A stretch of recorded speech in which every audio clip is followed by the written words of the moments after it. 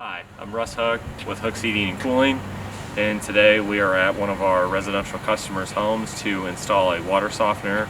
We're going to be using CerroPress fittings. The reason we use press fittings is mostly for time savings, but also for the fact of a cleaner install.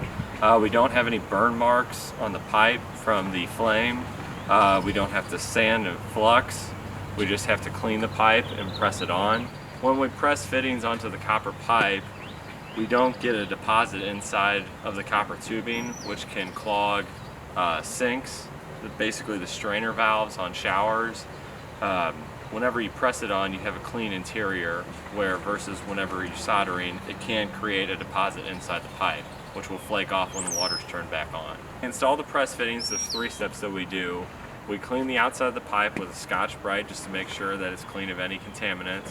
Then we deburr the edges. We do the outside and the inside of the pipe. We do the inside for the fact of we don't want any sediment to catch on that and restrict.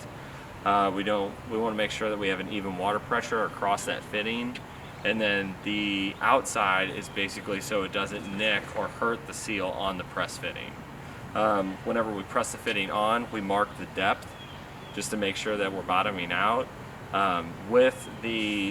With most of the fittings, there's a stop, so we usually just push until we feel that stop and then we press the fitting and it's complete. There's 2 reasons why we use the CerroPress fittings. The first one is the O-ring construction.